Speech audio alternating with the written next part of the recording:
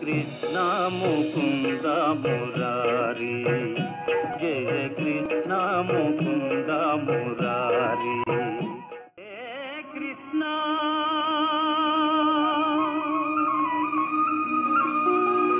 ముకుంద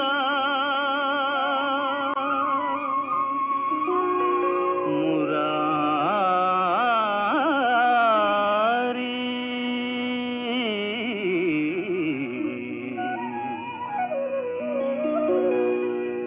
జయ కృష్ణ ముకుంద మురారి, జయ గోవింద బృంద విహారీ, కృష్ణ ముకుంద మురారి.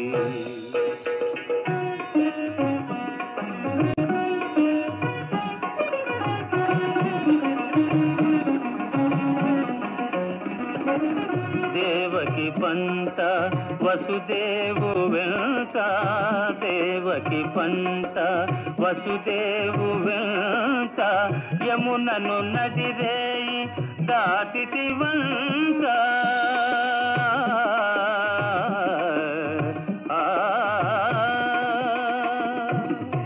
వెలసితి వంట నందుని జింత, వెలసితి వంట నందుని జింత, రేపల్లి ఇల్లాయేనంత, కృష్ణ ముకుంద మురారి, జయ గోవింద బృంద విహారీ, కృష్ణ ముకుంద మురారి. ప్రభు, కృష్ణుణ్ణి రక్షించడానికి గాను ఇలాంటి మాయ సృష్టించారే? దేవి, మానవుడి మనసే అన్నింటికంటే గొప్ప మాయతో కూడింది. నేనేమీ చేయలేదు. అయితే పూతనకు కనిపిస్తున్నదంతా తన మనసులో ఉన్న మాయ మాత్రమే.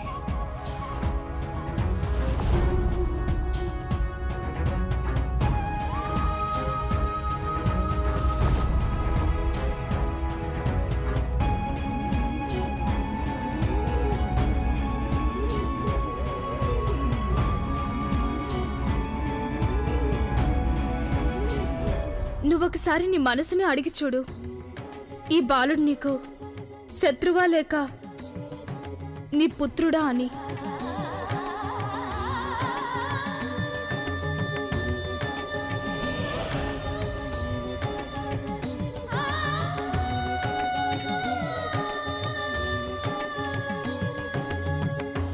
అయినా ప్రభు, ఆ స్త్రీ ఆ బాలకుడు ఎవరు? దేవర్షి, ఆ స్త్రీ పూర్వజన్మలో ఆ పూతనే. ఇక అక్కడున్నటువంటి బాలుడు వేరెవరో కాదు, అతను శ్రీకృష్ణుని పూర్వావతారమైన వామనుడు. ప్రభు, నాకు అర్థం కాలేదు.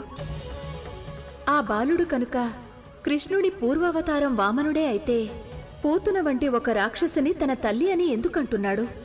దేవి, పూతన పూర్వజన్మలో బలిచక్రవర్తి కుమార్తె అయిన రత్నబాల. బలిచక్రవర్తి తన దానగుణంపై మితిమీరి అహంకరించినప్పుడు శ్రీకృష్ణుడు వామన రూపం ధరించి అతని దర్బారుకు వెళ్లటం జరిగింది.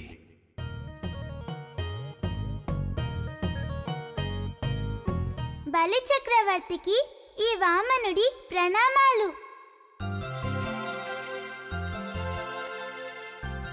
ఎంత ముద్దుగా ఉన్నాడో ఈ బాలుడు. తనని చూడగానే నా మనసంతా వాత్సల్యంతో పొంగిపోతుంది. తనని కనుక నేను నా ఒళ్ళో కూర్చోబెట్టుకోగలిగితే అప్పుడు తను నా పుత్రుళ్లాగా నన్ను అమ్మా అమ్మా అంటుంటే ఎంత బాగుంటుందో.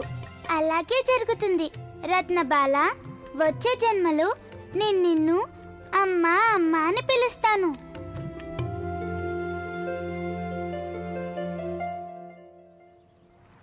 దేవి, వామనుని చూడగానే రత్నబాలకి ఆ బాలుడు తన పుత్రుడు కావాలనేటువంటి కోరిక కలిగింది. వామనుడు ఆ క్షణమే ఆమె కోరికని తీరుస్తానన్నాడు. అందువల్లనే నేడు వామనుని చూసిన వెంటనే పూతన హృదయంలో వాత్సల్యం పెల్లుబుకింది. ఇక నేడు జరుగుతున్నదంతా కూడా ఆ పూతన పూర్వజన్మ కర్మఫలమే. నేను కంస మహారాజు ఆజ్ఞకి బద్దురాలనై ఉన్నాను. నేను ఈ బాలుణ్ణి హతమార్చక తప్పదు.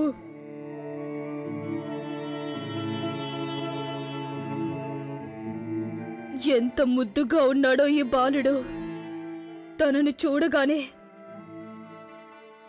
నా హృదయంలో మమత వాత్సల్యాలు ఉప్పొంగుతాయి.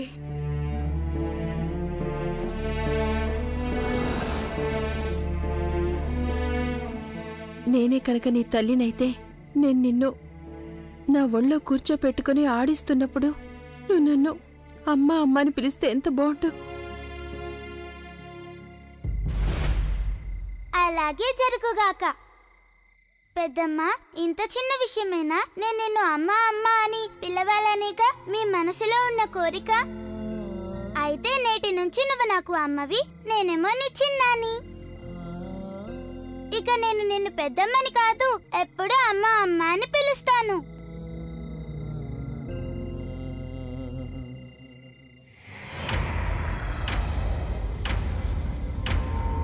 నాకేమిటిలా జరుగుతోంది? ఇదేం మాయో తెలియడం లేదే.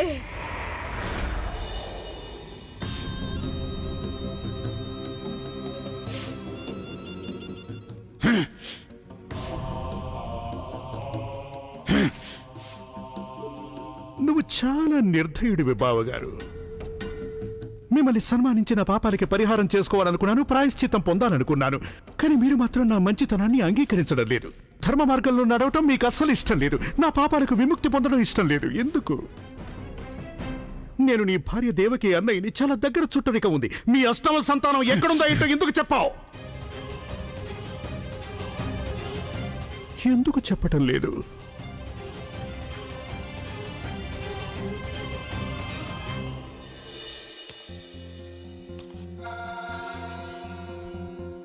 నువ్వొకసారి నీ మనసుని అడిగి చూడు.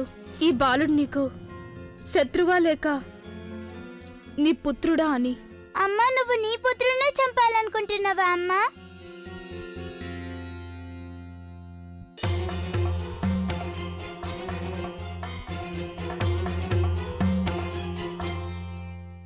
కొత్తమ్మ, ఇవాళ నువ్వే పని చెయ్యక్కర్లేదు, కేవలం విశ్రాంతి తీసుకోవాలి. నేనే నీ పనులన్నీ చేసేస్తాను. ఈ బాలుడు నాకు పెద్ద పీడలా తయారయ్యాడు. నాకు తెలియట్లేదు హఠాత్తుగా ఎందుకు ఇంత ప్రేమ పొంగిపోతుంది. నాకింకా ఎక్కువ వ్యవధి లేదు. సత్వరమే వీన్ని హతమార్చేసి ఆ శుభవార్త నేను కంస మహారాజుకు తెలియజేయాలి. ఏమిటంత ఆలోచన కొత్తమ్మ? ఆలోచించకు, రా నాతోటి.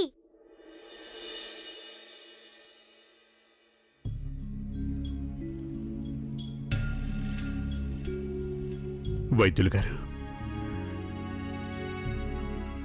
ఇంకెంతకాలం బ్రతుకుతుంది నా చెల్లెలు దేవకి? నాడి వేగం పూర్తిగా క్షీణించిపోయింది. మరీ మించిపోతే ఇక 2-3 రోజులే.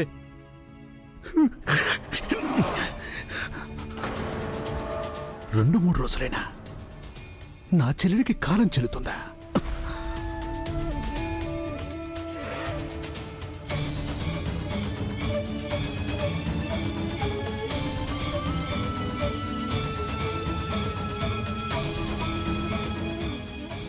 నా మీద చేరలేకపోతే పోని, కనీసం నీ భార్య గురించైనా ఆలోచించు.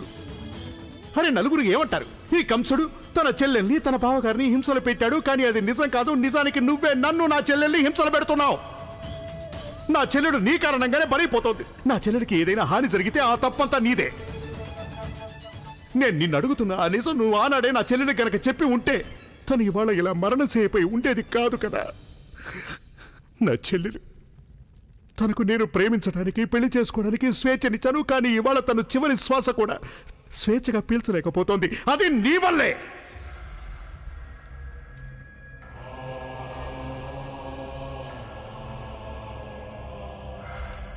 వెళ్ళండి, వెళ్ళండి, వెళ్ళండి ఇక్కడి నుంచి. ఒక్క నిమిషం, ఇలారా, ఇలారా. ఆ సంఖ్యలు విప్పు.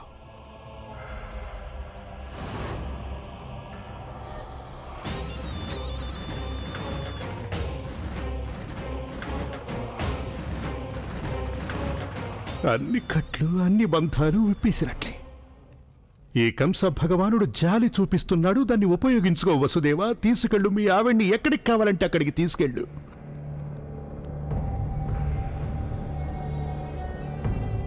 నా చెల్లెలికి సకల సుఖ సంతోషాలు అందించు. ఈ కంస భగవానుడు మనసారా ఆశీర్వదిస్తున్నాడు నిన్ను.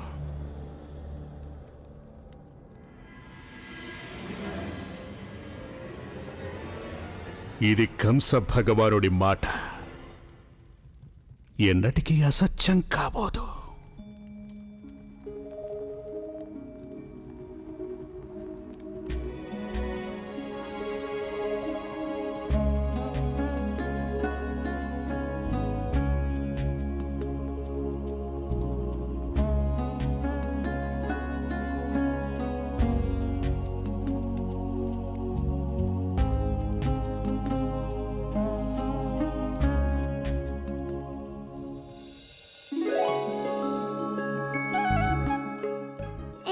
కథ చెప్పవా నాకు కొత్తమ్మ? కృష్ణ, నేనెప్పటి నుంచో చూస్తున్నాను, పెద్దమ్మని ఇబ్బంది పెడుతున్నావు. లేదమ్మా, నేనమ్మా కొత్తమ్మకి సేవ చేస్తున్నాను. కొత్త అమ్మ? అవునమ్మా, నువ్వేమో అమ్మవి, ఈవిడేమో కొత్తమ్మ. సరే, బాగుంది. వచ్చి భోజనం చెయ్యి. చూడు, నీకోసం వెన్న కూడా తీశాను, రా. అమ్మా, ఇవాళ నేను కాదు, కొత్తమ్మే వెన్న అరగిస్తుంది. కొత్తమ్మ, ఇదిగో తిను. నాకు వెన్నంటే ఇష్టం లేదు. కొత్తమ్మ, నువ్వేగా అనేదానివి ప్రేమతో తినిపిస్తే నీకు నచ్చుతాయనన్నావుగా. అయితే నేను నీకు ప్రేమతో తినిపించడం లేదా? అక్క, మాటలతో ఎవరినైనా గెలవచ్చు, కానీ కృష్ణయ్యని గెలవలేం. తన పంతం పడుతున్నాడు కదా, ఇక నువ్వు తినాల్సిందే. నువ్వంటుంది నిజమే యశోదా. ఈరోజు తర్వాత ఈ కృష్ణుడు ఎవ్వరికి ఏమి తినిపించడానికి మిగలడు. ఏమిటంత ఆలోచన కొత్తమ్మ? ఎక్కువగా ఆలోచించకు, వెన్న తిను.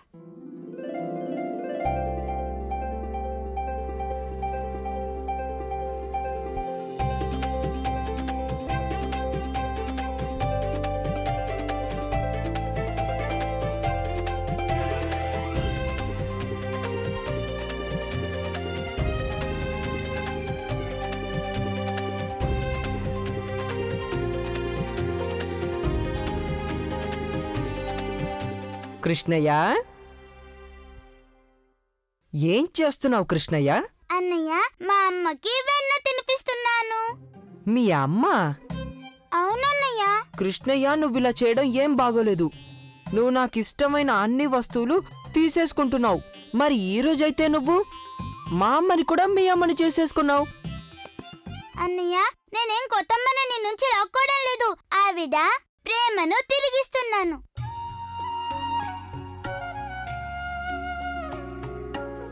నారాయణ నారాయణ. ప్రభు, మీరిలా చేయడం ఏమైనా న్యాయంగా ఉందా? మీరే చెప్పారుగా ప్రభు, గత జన్మలో వామనావతారంలో మిమ్మల్ని చూసినప్పుడు ఆ పూతన మనసులో క్షణం కాలం సేపు పుత్రవాత్సల్యం కలిగింది అన్నారు. కానీ ప్రభు, ఒక్క క్షణంపాటు కలిగిన భావానికి ఇంత గొప్ప ప్రతిఫలమా?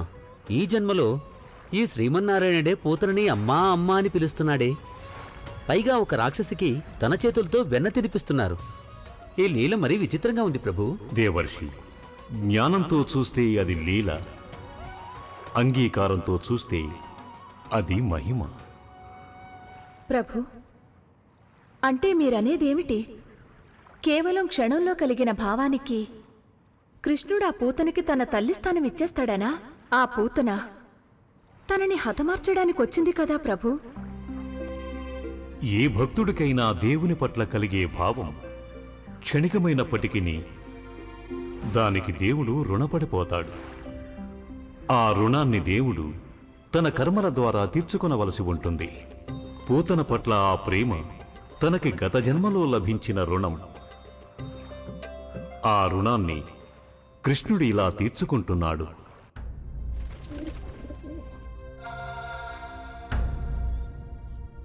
కొత్తమ్మ, దాహమేస్తున్నట్టుంది కదా, ఇదిగో మంచినీళ్ళు తాగు.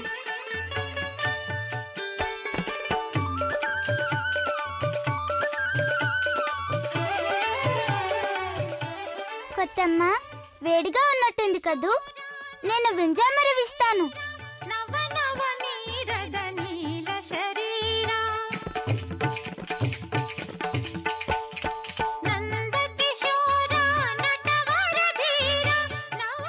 ఇలా రా కొత్తమ్మ, ఇక్కడ కూర్చో.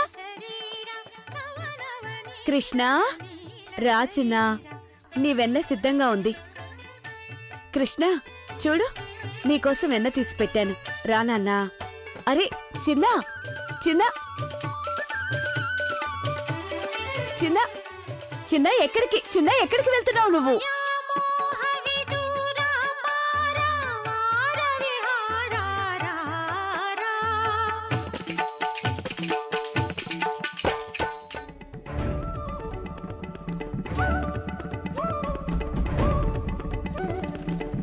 చిన్నా, ఆ పిండి ఎక్కడికి తీసుకెళ్తున్నావు?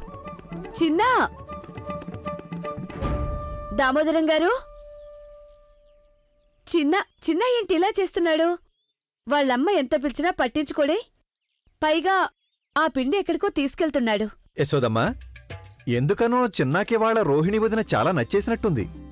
చూడండి, ఆవిడ్ని చిన్న గడ్డి పరక కూడా ఎత్తనివ్వడం లేదు.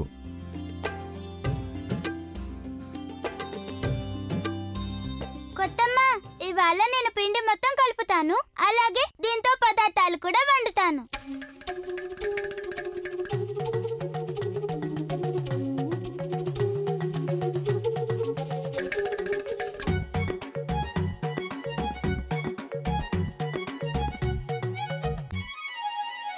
చిన్న చిన్న ఏంటి ఇలా చేస్తున్నాడు? వాళ్ళమ్మ ఎంత పిలిచినా పట్టించుకోడే, పైగా ఆ పిండి ఎక్కడికో తీసుకెళ్తున్నాడు. యశోదమ్మా, ఎందుకనో చిన్నాకి వాళ్ళ రోహిణి వదిన చాలా నచ్చేసినట్టుంది. చూడండి, ఆవిడ్ని చిన్న గడ్డి పరక కూడా ఎత్తనివ్వడం లేదు.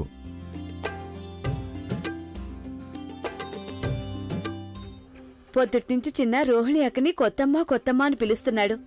ఇదంతా చూస్తే తను వాళ్ళమ్మనే మర్చిపోయినట్టున్నాడు. మీకొకటి చెప్పనా, ఇవాళ ఉదయం నుంచి చిన్న నన్ను అమ్మాని ఒక్కసారి కూడా పిలవలేదు. మీకు నవ్వొస్తుందా? నేనేం చేశానో అర్థం కావడం లేదు. అసలు మన చిన్నాకి నా మీద ఎందుకు కోపం వచ్చిందో తెలియడం లేదు. నిజం చెప్పనా, ఇవాళ రోహిణి అక్కని చూస్తుంటే నాకు అసూయగా ఉంది.